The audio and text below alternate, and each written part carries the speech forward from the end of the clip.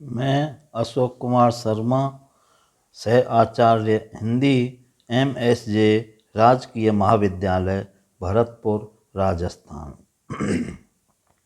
आज हम सूरदास के पदों की व्याख्या के बारे में अध्ययन करेंगे। सूरदास के जो पद लिए गए हैं वह आचार्य रामचंद्र शुक्ल द्वारा संपादित भ्रमर गीत सार से लिए गए हैं। तो भ्रमर गीत सार में जो पद हैं वह सूर सागर में उद्धृत हैं और उन विशेष पदों को लेकर के आचार्य शुक्ल ने भ्रमर गीत सार नाम से इन पदों को संपादित किया है। भ्रमर गीत सार में जो प्रसंग है वो कृष्ण और उद्धव जो उनके भाई थे उनका प्रसंग है। तो एक दिन कृष्ण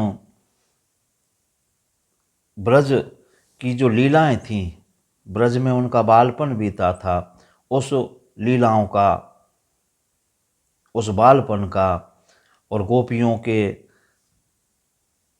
ग्वालों के प्रेम की चर्चा कर रहे थे अपने मित्र उद्धव से। और उद्धव जो थे वह हठयोगी और ज्ञान मार्गी थे। वो निर्गुण ब्रह्म की उपासना करते थे और ज्ञान को महत्ता देते थे कि मुक्ति है वह ज्ञान के द्वारा प्राप्त होती है। प्रेम, भाव, ये सब व्यर्थ की बातें हैं। व्यक्ति को ज्ञान होना चाहिए अपने स्वरूप का और निर्गुण ब्रह्म की उपासना करनी चाहिए। और कृष्ण जब प्रेम की बात कर रहे हैं तो वो हंसते हैं उनकी बातों पर कि क्या ये अज्ञान की बातें हैं। तो कृष्ण इस बात को जान जाते हैं और फिर एक तरह से उद्धव के लिए उपदेश देना चाहते हैं कि निर्गुण ब्रह्म है वह परम नहीं है, अर्थात उसको सभी प्राप्त नहीं कर सकते हैं निर्गुण साधना के द्वारा। जो सगुण भक्ति की साधना है, प्रेम भक्ति की साधना है, उसके द्वारा प्रत्येक जीव के लिए, साधारण जन के लिए भी और मुक्ति का द्वार खुल जाता है और मुक्त हो जाते हैं। जब वो देखते हैं कि उद्धव प्रेम भक्ति को नहीं मान रहा है और ज्ञान की चर्चा कर रहा है, तो उद्धव के लिए उपदेश देने के बहाने और उनको ब्रज भेजने की बात करते हैं, गोकुल भेजने की बात करते हैं और उन गोपियों का, उन ग्वालों का जो प्रेम है उस प्रेम से साक्षात्कार कराना चाहते हैं कि उनमें जो उत्कट प्रेम है वो किसी ज्ञान साधना के द्वारा या निर्गुण की साधना के द्वारा प्राप्त नहीं किया जा सकता है। जो समर्पण का भाव है वह अतुल है उन ब्रजवासियों में।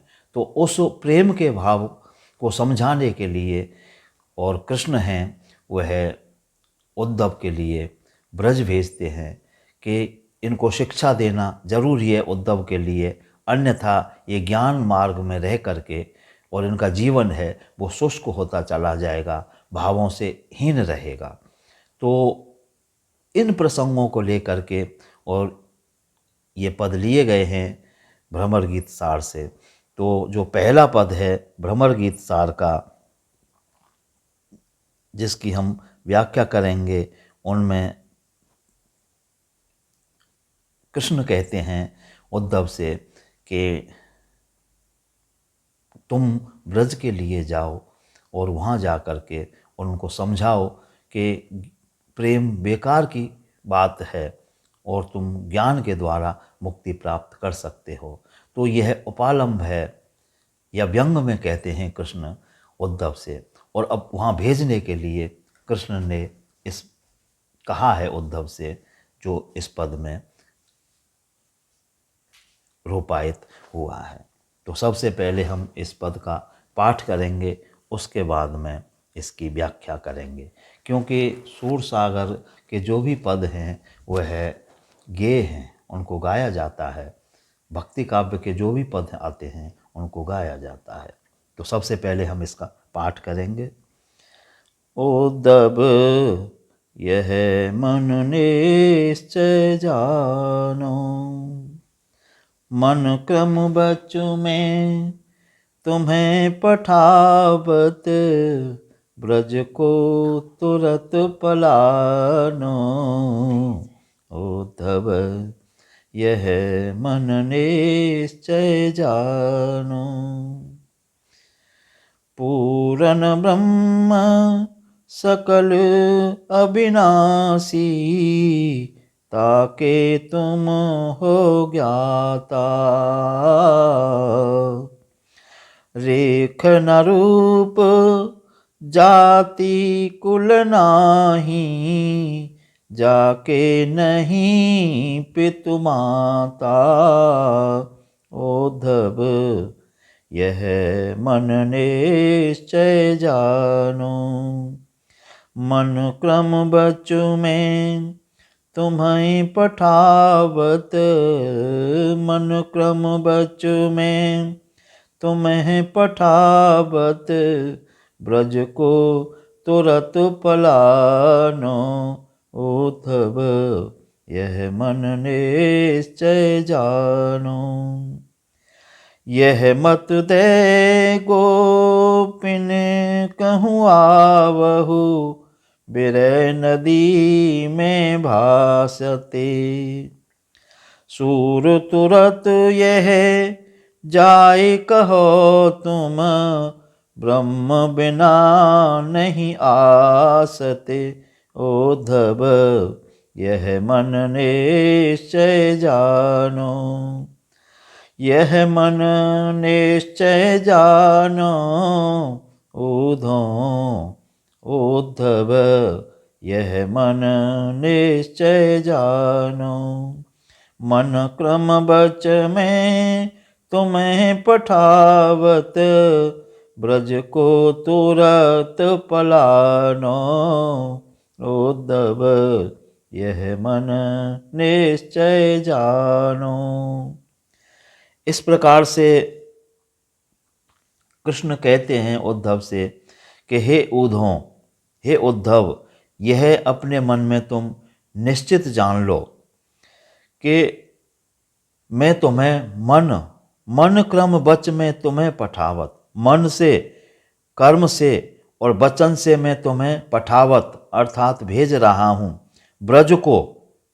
ब्रज में तुरत पलानो, तुम शीघ्र ही वहाँ के लिए पलायन करो या प्रस्थान करो। क्यों भेज रहा हूँ मैं? पूरन ब्रह्म सकल अविनाशी, ताके तुम हो ज्ञाता। जो पूर्ण ब्रह्म है, सकल है और अविनाशी है, जिसका नाश नहीं होता है, उस पूर्ण ब्रह्म के तुम ज्ञाता हो अर्थात ज्ञानी हो, जानते हो कि ब्रह्म की पूर्णता क्या है।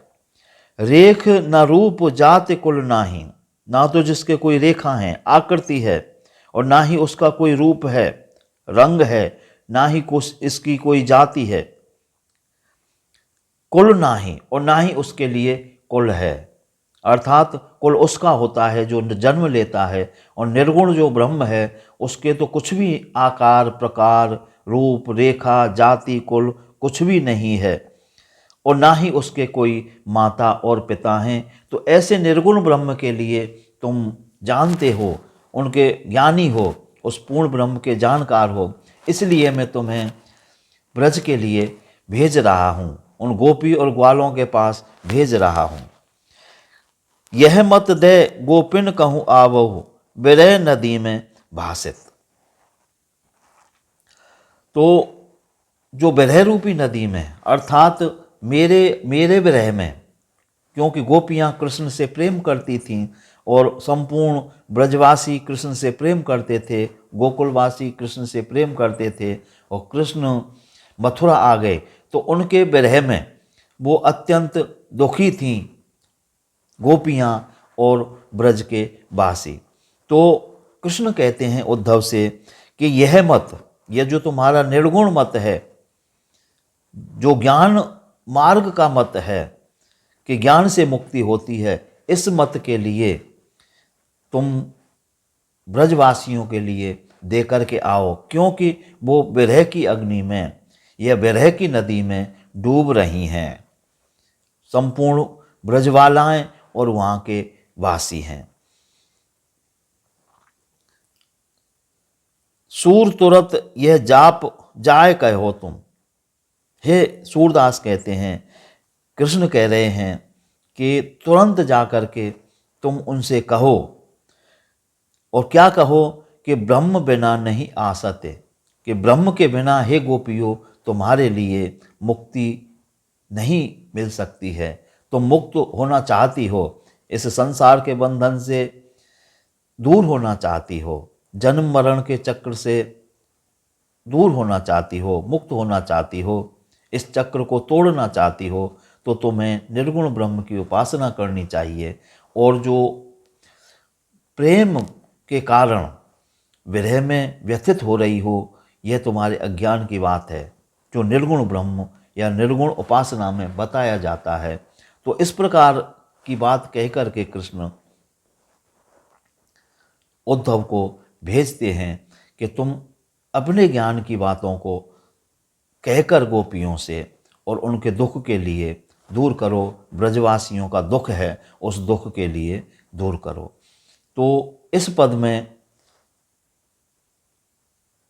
प्रकारांतर से जो कृष्ण हैं या सूरदास हैं, सूरदास जी ने सगुण भक्ति के द्वारा निर्गुण भक्ति पर विजय की बात कही है। यह सिद्धांत प्रतिपादित किया है कि निर्गुण ब्रह्म से सगुण ब्रह्म है वह श्रेष्ठ है। और गोपियों के द्वारा उद्धव को पराजित करके, या उद्धव भी उसी प्रेम के रंग में रंग करके वापस आते हैं। और सूरदास ने इस कथा के माध्यम से यह रूपायित किया है कि प्रेम अतुलनीय है, प्रेम मुक्ति का द्वार है, प्रेम भक्ति का द्वार है। इस प्रकार हमने इस पद में जो व्याख्या है, सूरदास जो कहना चाहते हैं, भक्ति काव्य में, कृष्ण भक्ति काव्य में सूर का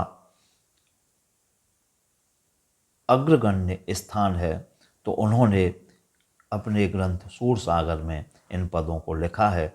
और जो भक्ति है, सगुण भक्ति है, प्रेम भक्ति है, उस प्रेम भक्ति को प्रतिपादित किया है। इस प्रकार हमने इस व्याख्यान में इस पद की व्याख्या की चर्चा की। धन्यवाद।